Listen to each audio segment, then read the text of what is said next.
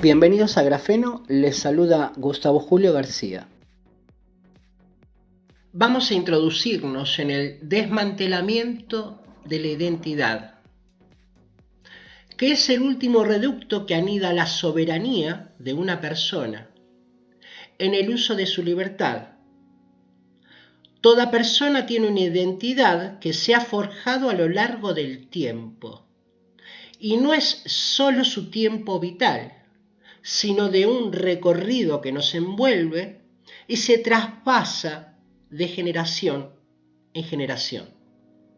Es decir, la identidad se constituye de capas invisibles, no neutrales, que determinan el ser de la personalidad.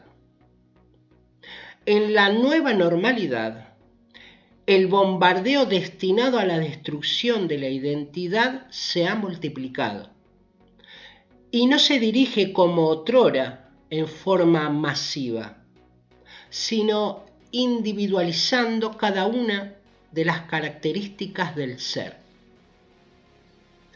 En el pasado, la destrucción de la identidad colectiva de una nación o un continente entero se minaba con la propaganda permanente de su condición de inferioridad respecto del imperio que sobre aquellos se pretendía ejercer.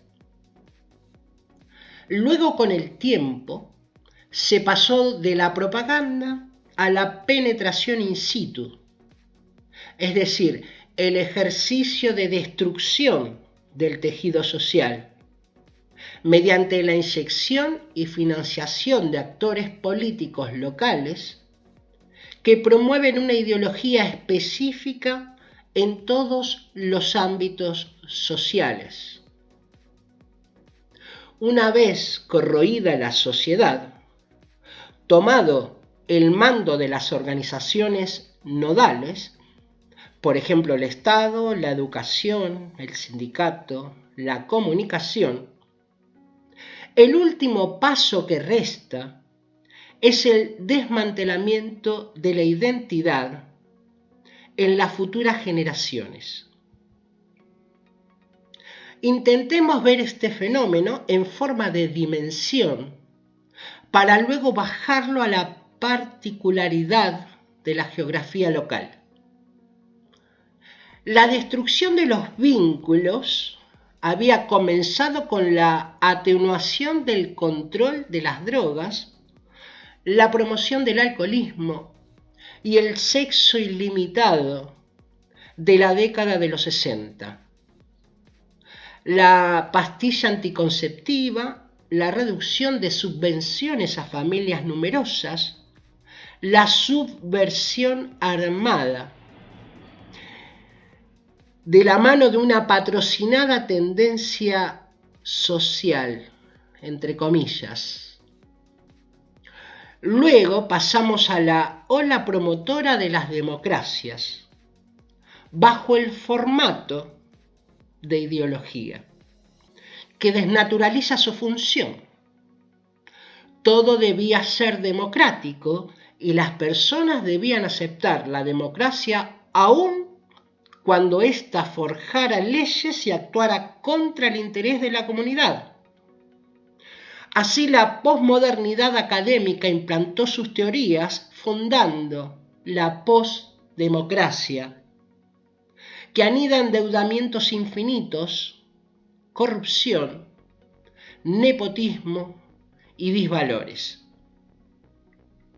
Y las postdemocracias promueven y viven al calor de una confrontación bipolar de dos fracciones que siempre hacen lo mismo, aunque con perspectivas distintas.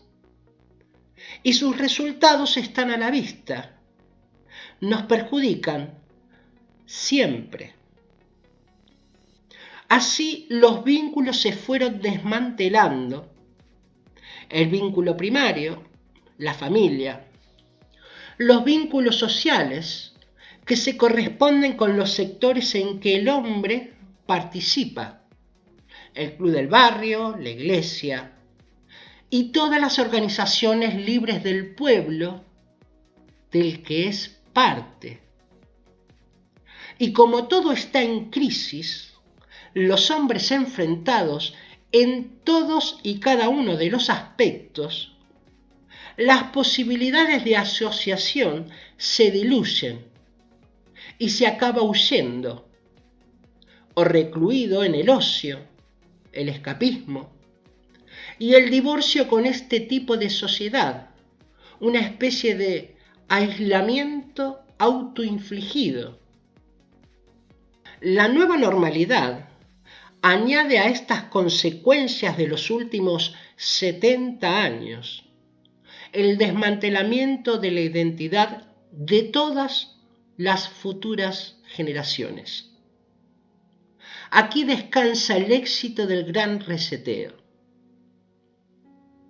Su victoria está en que la inmediata generación crezca presa del miedo, sin referencias histórico-políticas, sin modelos, sin filosofía, con una sexualidad híbrida, con la normalización de lo anormal y sin fe en los dioses.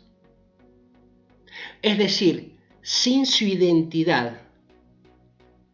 La nueva normalidad promueve un hombre sin identidad o un consumidor de identidades construidas por el mercado dentro de un sistema político hermético. El hombre sin identidad, al amparo de lo permitido por el sistema, deposita su fe y la redirige a los milagros de la ungida nueva religión, la ciencia. De este modo, la ingeniería social construye un mundo de generaciones perfectas para la era transhumana, donde la capacidad de resistencia a la tiranía viene extirpada desde el nacimiento. La resiliencia es adaptación. La resistencia es insurrección. Hoy se nos pretende incrustar que somos libres y aún una minoría, aunque seamos muchos, sabemos que no es así. Nuestra identidad tiene referencias, fe, espíritu y capacidad de lucha. Pero castradas estas capacidades en las próximas generaciones, creerán que la libertad es vivir como corderos.